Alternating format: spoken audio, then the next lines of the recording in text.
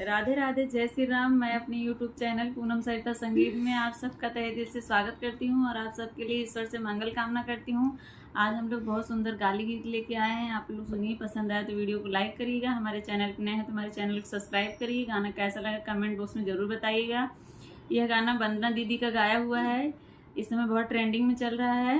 हम लोग अपने माध्यम से सुना रहे हैं। आप लोग सुनिए, कैसा लगा कमेंट बॉक्स में ज़रूर बताइएगा। और आप लोग हमारे चैनल को ज़्यादा से ज़्यादा सपोर्ट करिए, अपना आशीर्वाद दीजिए।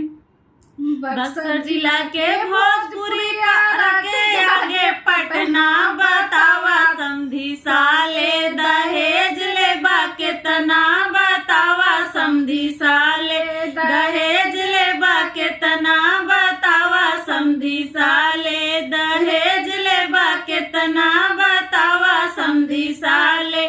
सास के बोली अड़बी तड़बी ससुर के बोली नरमी, सास के बोली अड़बी तड़बी ससुर के बोली नरमी। जरा हट के बैठो बनना बन्नी की होगी गर्मी, जरा हट के बैठो बनना बन्नी की होगी गर्मी, जरा हट के बैठो बनना।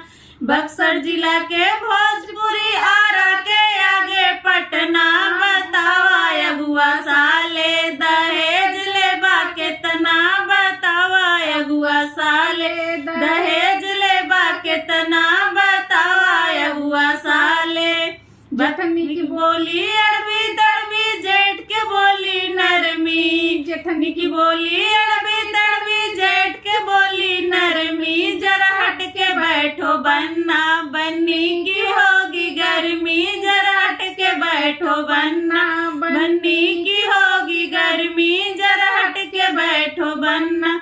बक्सर जिला के भोजपुरी आरा के आगे पटना बतावा दुल्हे साले दहेज लेबा के तना बतावा दुल्हा साले दहेज लेबा के तना बतावा दुल्हा साले।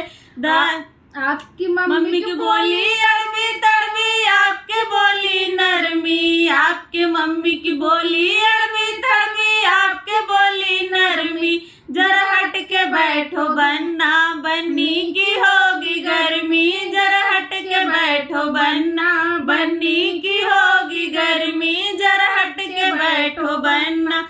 बक्सर जिला के भोजपुरी आरा के आगे पटना बतावा दुल्हे साले दहेज लेबा के तना बतावा दुल्हा साले दहेज लेबा के तना बतावा दुल्हा साले दहेज लेबा के तना बतावा दुल्हा साले। बक्सर जिला के भोजपुरी आरा के आगे पटना बतावा समधी साले दहेज लेबा के तना बतावा समधी साले।